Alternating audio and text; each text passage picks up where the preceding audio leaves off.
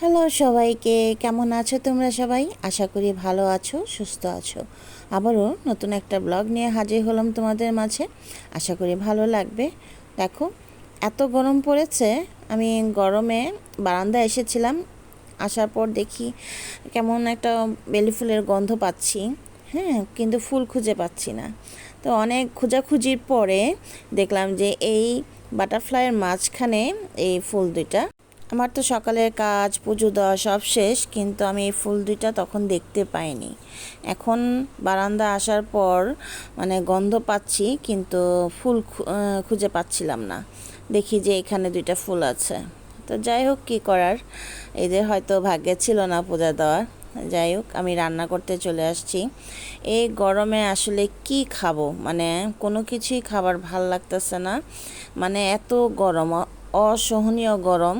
আমি খোলামেলা বাসায় থাকি, তারপরও গরম সহ্য করতে পারতেছি না, এত গরম।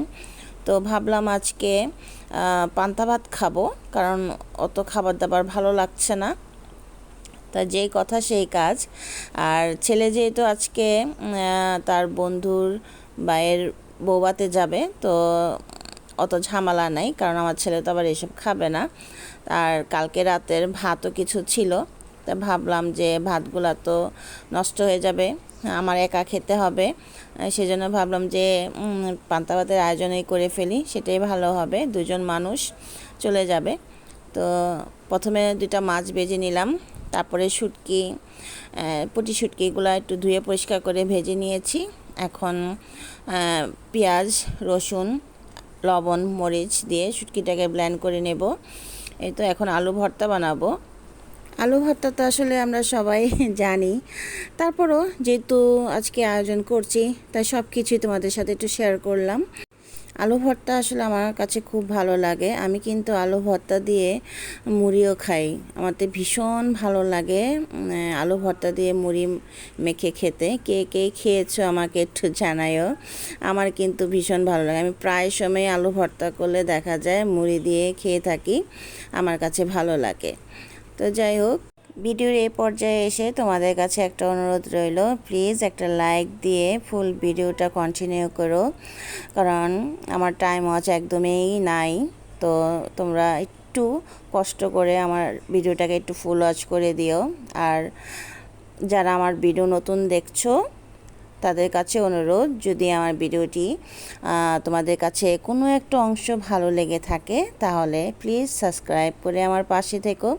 আর নতুন বন্ধু আর পুরনো বন্ধু সবাইকে জানাই আমার অসংখ্য অসংখ্য ধন্যবাদ। তোমরা এত সুন্দর সুন্দর কমেন্টস করো আমাকে, আমি তোমাদের কমেন্টস পড়ি। তোমাদের কমেন্টস পড়ে আমি আরও নতুন নতুন ভিডিও বানাতে উৎসাহিত হই। প্লিজ এভাবেই আমার পাশে থেকো, আমাকে সাপোর্ট করো।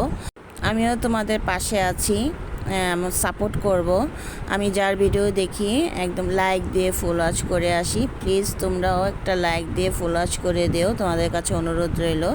যাই হোক, আমার আলু ভর্তা বানানো হয়ে গেছে। এখন কচু পাতার মধ্যে আমি এই শুটকি বড়াটা করব।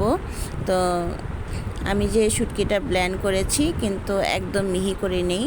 দেখো, পেঁয়াজগুলা, রসুনগুলো একটু আধা ভাঙা আছে। তো আমি কচু পাতার মধ্যে এটা দিয়ে মুড়ে পেঁচিয়ে নেব। এভাবে আমি তেলে ভাজবো। কে কে এভাবে কচু পাতার মধ্যে শুটকি বড়া খেয়েছো জানায়ও। আমার কাছে কিন্তু ভীষণ প্রিয় এই শুটকি বড়া। লাউ পাতার মধ্যেও খাওয়া যায়, সেটাও খেয়েছি, সেটাও ভীষণ মজা হয়। আসলে খাওয়া দাওয়াটা আসলে নিজের কাছে, যে যেভাবে পারে, যেভাবে তার মন চায় সেভাবে সে করে খেতে পারে, সমস্যা নাই কোনো। আমার মতোই যে করতে হবে এমন কোনো কথা নাই, যার যেভাবে পছন্দ সেভাবেই আসলে করে খেতে পারে, তাই না? তো এভাবে আমি কচু পাতার মধ্যে শুটকিগুলো মুড়ে নিয়েছি। এই কচু শাকটা কেনার সময় বলেছিল যে গলায় ধরবে না, আমার একটু গলায় ধরেছে, কিন্তু আমার হাজব্যান্ডের আবার কিছু হয়নি। ছেলে যখন পরে খেয়েছে তখন তারও কিছু হয়নি, আমারই একটু গলায় ধরেছিল। হয়তো আমার অ্যালার্জির কারণে এই সমস্যাটা হয়েছে। তো আমি এই সমস্যা নেই, আমি একটু লেবু চিপে খেয়েছি। যাই হোক, এই তো আমার সবগুলো বড়া বানানো হয়ে গেছে। এই যে এখন এগুলোকে তেলে ভেজে নেব।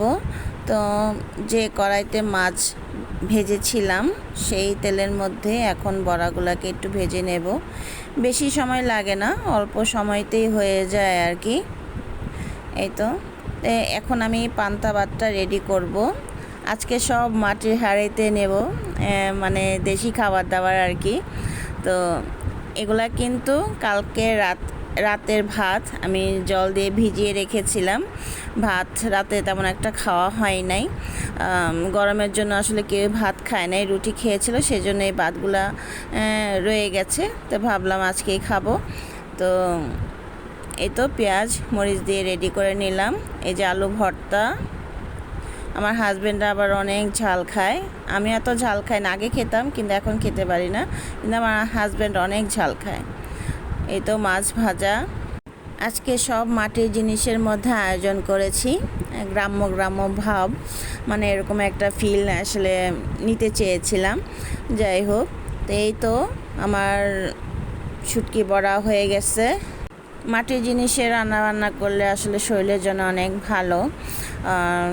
আগের দিনে তো সব মাটির জিনিসেই রান্না করতো, এখন তো সব এগুলা বিলুপ্ত হয়ে গেছে, এখন আমরা শখে ব্যবহার করি। আগে এগুলা নিত্যদিনের প্রয়োজনীয় জিনিস ছিল, এখন আমরা শখ করে মাঝে মাঝে ব্যবহার করি। তাই আমিও আজকে ব্যবহার করলাম, আমার কাছে খুব ভালো লেগেছে।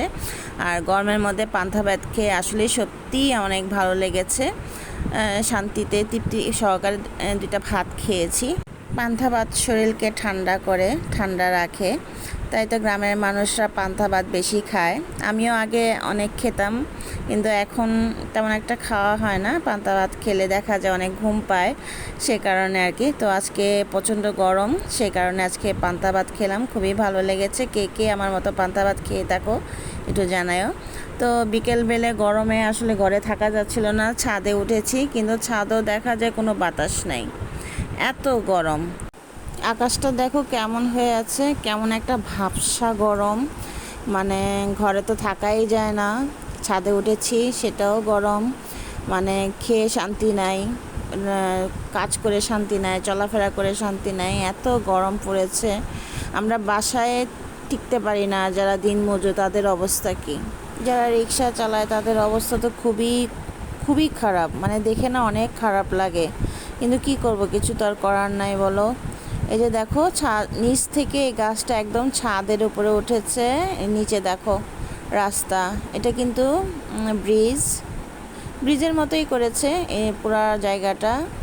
তো এখানে বসে মানুষ আড্ডা দেয়, কথা বলে, নদীর পাড়ে বসে থাকে। বৃষ্টিতে কিন্তু অনেক জল বেড়ে গেছে, বর্ষা না আসতেই কিন্তু জল বেড়ে গেছে, অনেক জল। তো আজকে ভিডিওটি কেমন লেগেছে কমেন্টসে জানাও। তো সবাই ভালো থাকো, সুস্থ থাকো এবং নিরাপদে থাকো।